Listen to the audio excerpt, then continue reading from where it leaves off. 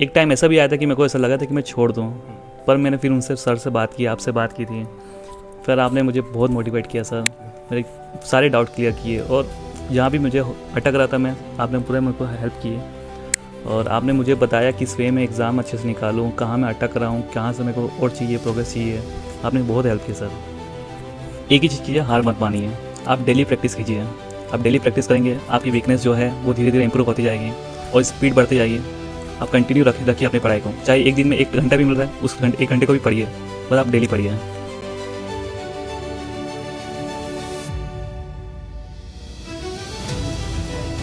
Hello दोस्तों, zone 36 academy के इस पॉडकास्ट में आप सबका स्वागत है। आज का पॉडकास्ट बहुत ही इंपॉर्टेंट होने वाला है क्योंकि आज हमारे साथ एक खास मेहमान हैं जिनका नाम नितेश है। इन्होंने रिसेंटली बैंकिंग एग्ज़ाम क्लियर किया है। नितेश ना सिर्फ एक स्टूडेंट है बट एक हसलर भी है, और स्टार्टिंग से लेकर लास्ट तक ये पॉडकास्ट इसलिए भी इम्पॉर्टेंट है क्योंकि आज हम बात करेंगे उनकी जर्नी के बारे में। हर एक स्टूडेंट रिलेट कर पाएगा उनकी जर्नी से कि वो क्या क्या गलती करते हैं जो उनको नहीं करना चाहिए। तो नितेश, आपका स्वागत है एंड सबसे पहले कॉन्ग्रेचुलेशंस। आप हमारे स्टूडेंट्स को थोड़ा सा ये बताएंगे, आपका ब्रीफ इंट्रोडक्शन देंगे, उसके बाद हम आपके जर्नी के बारे में डिस्कस करेंगे। तो अपना पहले इंट्रोडक्शन दे दीजिए। थैंक यू सर, आपने मुझे अपने पॉडकास्ट में बुलाया। सर, मेरा नाम नितेश है और मैंने अपना graduation BCom MCom commerce system से किया है। और सर, मेरे घर में मम्मी पापा और 2 सिस्टर्स हैं। मेरे फादर भी बैंक ऑफ इंडिया में एक्स एम्प्लॉय पे है, अभी रिसेंटली वो भी रिटायर हुए हैं। और मैंने अपनी बैंक जर्नी 2024 से स्टार्ट की थी। तो नितेश, मैं चाहता हूँ कि अब आप हमारे स्टूडेंट्स को अपनी स्ट्रैटेजी बताएं। स्ट्रैटेजी बहुत इंपॉर्टेंट होता है क्योंकि अगर गलत स्ट्रैटेजी से प्रिपरेशन किया जाए तो सिलेक्शन नहीं होता है। कई बच्चे हैं जो हार्ड वर्क करते हैं बट उनकी स्ट्रैटेजी में कुछ कमी रहती है। तो मैं चाहता हूँ कि आप अपनी स्ट्रैटेजी बताएं जिससे आपका सिलेक्शन हुआ है। सर, पहली बात, इंग्लिश मेरी बहुत वीक थी। मैंने धीरे धीरे इंग्लिश को इम्प्रूव किया। इंग्लिश में मुझे ग्रामर बहुत ज़्यादा दिक्कत देता था, और आर से भी मुझे बहुत दिक्कत देता। मेरे को मैंने अपने रीडिंग को बढ़ाया। धीरे धीरे न्यूज़पेपर भी पढ़ता था सुबह सुबह, और सुबह सुबह ऑडिटोरियल भी देखता था। धीरे धीरे मैंने इंग्लिश को इम्प्रूव करने की बहुत कोशिश की। डेली प्रैक्टिस करते गया तो मेरा इंग्लिश भी थोड़ा इम्प्रूव हो गया।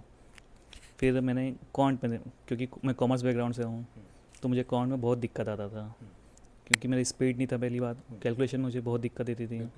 तो धीरे धीरे मैंने उसको डेली प्रैक्टिस करते करते गया तो मेरा स्पीड अच्छे से आ गया। और रीजनिंग सर, थर्ड रीजनिंग भी धीरे पज़ल बनाया। डेली प्रैक्टिस करो सर, पज़ल बन जाता है। धीरे धीरे प्रैक्टिस करते करते पज़ल भी अच्छे में आ गया, स्पीड बहुत आ गई सर मेरी। Thank you. बहुत अच्छा लगा आपने स्ट्रैटेजी अपना डिस्कस किया। और जैसे कि मैं चाहता हूँ कि स्टूडेंट्स भी ये बात को थोड़ा सुने कि इनको प्रॉब्लम इनको भी आई, आप लोगों को भी प्रॉब्लम आती होगी, बट प्रॉब्लम को इन्होंने ओवरकम किया प्रैक्टिस करते करते। तो ऐसा नहीं है कि प्रिपरेशन में प्रॉब्लम नहीं आई। तो आपने यही एक संदेशा दिया है कि बिल्कुल रुकना नहीं है सारे स्टूडेंट्स लोग को, कंसिस्टेंसी अपनी बनाए रखनी है और हर्डल्स को ओवरकम करना है। तो नितेश, कोचिंग का कितना रोल होता है सिलेक्शन में, आप अगर हमारे व्यूअर्स को बता पाएँ। ऑफलाइन कोचिंग इंपॉर्टेंट है कि ऑनलाइन कोचिंग इंपॉर्टेंट, ये हर स्टूडेंट का डाउट होता है। तो आपको क्या लगता है? सर, कोचिंग तो ऑनलाइन ऑफलाइन दोनों ही अच्छी रहती है, पर ऑनलाइन कोचिंग में आप अपने डाउट्स ज़्यादा क्लियर नहीं कर पाओगे, बहुत ही मतलब थोड़ी दिक्कत देगा। पर ऑफलाइन कोचिंग में ऐसा कुछ नहीं है। ऑफलाइन कोचिंग में आपको जो भी डाउट रहेगा आप जाके पूछ सकते हैं। और आप, मैंने भी पूछे आपसे, बहुत सारे डाउट पूछे हैं। आप तो इतना डाउट पूछे कि आपको पता भी नहीं है।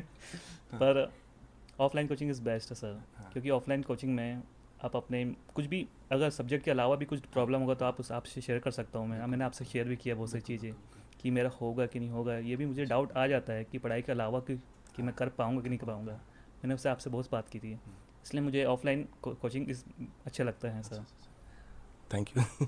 ऑफलाइन कोचिंग और ऑनलाइन में ये डिफरेंस तो बिल्कुल है। और मुझे भी लगता है कि स्टूडेंट्स लोग को सिर्फ पढ़ाई की दिक्कतें नहीं होती, वो तो एक पार्ट है डेफिनेटली, बट पढ़ाई के साथ भी कई ऐसे पॉइंट आते हैं वहाँ पे उनका मोटिवेशन डाउन होता है, खुद पे सेल्फ डाउट आता है कि वो कर पाएंगे कि नहीं कर पाएंगे। उसके लिए असिस्टेंस बहुत ज़रूरी है। एज अ टीचर मैं वो चीज़ बोल सकता हूँ। ठीक है, तो चलते हैं हमारे नेक्स्ट राउंड में जो कि है हमारा मिथ बस्टर राउंड। इसमें आपको बताना है कि क्या मिथ है और क्या फैक्ट है। ये कुछ सवाल हमने लिए हैं जो कि स्टूडेंट्स के सवाल भी होते हैं। स्टूडेंट्स के जो डाउट होते हैं वो इस राउंड में हम थोड़ा क्लियर करने की कोशिश करेंगे। ठीक है, मॉक टेस्ट के बिना एग्ज़ाम क्लियर हो सकता है?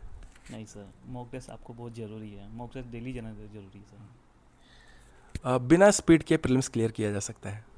सर, प्री में तो स्पीड का ही खेल है सर। ओके, मेंस की तैयारी प्रीलिम्स के बाद करनी चाहिए?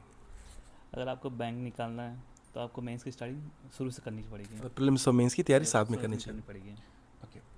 क्वांट के टॉपिक 100% आपको कवर करने पड़ेंगे तभी आपका सिलेक्शन हो सकता है।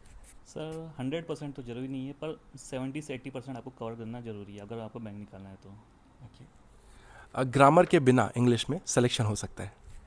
नहीं सर, ग्रामर आपको पढ़ना ही पड़ेगा। आपके उसके बेसिक रूल्स, जो भी रूल्स है ग्रामर के, सबको पूरा ही कवर करना पड़ेगा, तभी आपको इंग्लिश निकलेगा। एक कभी कभार हम मॉक टेस्ट देते हैं तो एक बैड मॉक जिसमें आपका परसेंटाइल बहुत कम हो गया है, तो क्या वो आपका सिलेक्शन डिटरमाइन करेगा कि आपका सिलेक्शन नहीं होगा? क्या हम ऐसा सोचें? नहीं सर, बैड मॉक होता ही है सर। एक मॉक अगर आप 5 मॉक दे रहे हो उसमें से 1 या 2 खराब निकलेगा, इसका मतलब ये नहीं कि आपका एग्ज़ाम ही नहीं निकलेगा। सर आप मॉक देते ही है, आपका परसेंटेज अच्छा हो सेट होगा सर। करंट अफेयर्स डेली पढ़ना चाहिए? डेली अगर आपके पास टाइम है तो आप डेली पढ़ सकते हैं। करंट अफेयर से कुछ नहीं है। अगर आपका टाइम नहीं है तो आप वीकली या मंथली करके उसको कवर कर सकते हैं। एक मिथ है कि लास्ट मोमेंट तक के एग्ज़ाम की पढ़ाई करनी चाहिए, ये मिथ है कि फैक्ट है? सर लास्ट मोमेंट तक ना ही पढ़ो तो अच्छा है, क्योंकि लास्ट मोमेंट तक आप पढ़ोगे तो आपको में फोकस रहो नहीं पाओगे एग्ज़ाम के दिन। तो आप एक एग्ज़ाम के एक दिन पहले जितना हो सके फ्री रहो, रिलैक्स रहो, तो आपके लिए बेस्ट रहेगा एग्ज़ाम के टाइम के लिए। ओके। और यूट्यूब में बहुत सारे टीचर्स हैं, तो यूट्यूब में सबको फॉलो करना चाहिए? क्योंकि अभी के टाइम में यूट्यूब में बहुत सारे टीचर्स आ गए हैं। आप सबको फॉलो करने जाओगे तो आप बहुत कंफ्यूज हो जाओगे सर। इसलिए किसी एक को पर्टिकुलर एक 1 पर्सन को आप फॉलो कीजिए, उन्हीं को आप सुनिए, देखिए। ओके। तो ये था हमारा मिथ बस्टर राउंड। ये सारे सवाल हमारे स्टूडेंट्स के सवाल थे जो उनको डाउट होता था। आई एम श्योर इस राउंड से उनका मिथ बस्ट हुआ होगा। फाइनली मैं चाहता हूँ कि आप जोन 36 एकेडमी से पढ़े हैं, तो आपका एक्सपीरियंस इस एकेडमी में कैसा रहा, आप थोड़ा सा अगर बता सकते हैं तो। सर जोन 36 मैंने बहुत हेल्प किया सर। वहाँ के टीचर्स बहुत ज़्यादा अच्छे हैं, मुझे मेरी बहुत हेल्प की है। क्योंकि एक टाइम ऐसा भी आया था कि मेरे को ऐसा लगा था कि मैं छोड़ दूँ, पर मैंने फिर उनसे सर से बात की, आपसे बात की थी।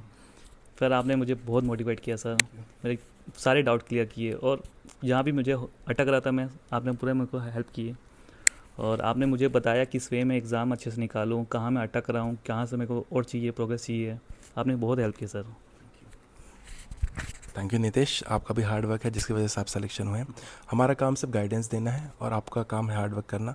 गाइडेंस आप मेन आप ही लोग का काम है। हम थोड़े थोड़े जगह जहाँ पे आप अटकते हैं तो अपने एक्सपीरियंस से बता सकते हैं कि कैसे आगे और बढ़ना है ना।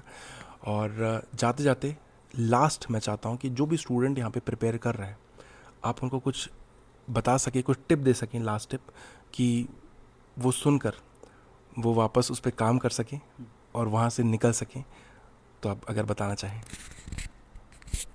बस एक ही चीज़ कीजिए, हार मत मानिए। आप डेली प्रैक्टिस कीजिए। आप डेली प्रैक्टिस करेंगे, आपकी वीकनेस जो है वो धीरे धीरे इम्प्रूव होती जाएगी और स्पीड बढ़ती जाएगी। आप कंटिन्यू रखिए अपनी पढ़ाई को, चाहे एक दिन में 1 घंटा भी मिल रहा है, उस 1 घंटे को भी पढ़िए। बस आप डेली पढ़िए और कुछ नहीं है, बस इतना होगा। तो बेसिकली नितेश ये बोलना चाहते हैं सारे स्टूडेंट्स के लिए कि आप कंसिस्टेंट रहिए, अपनी प्रिपरेशन में कंसिस्टेंसी बना के रखिए। ठीक है, प्रॉब्लम्स इनको भी आई थी, इन्होंने अपने शेयर किया सारे प्रिपरेशन का जर्नी, प्रॉब्लम्स इनको भी आई थी, बट आप लोग कंसिस्टेंट रहिए, आप सबका सिलेक्शन होगा। ठीक है, thank you so much Nitesh. Sir. एक बार फिर से बहुत अच्छा लगा आपका पॉडकास्ट में। Thank you so much.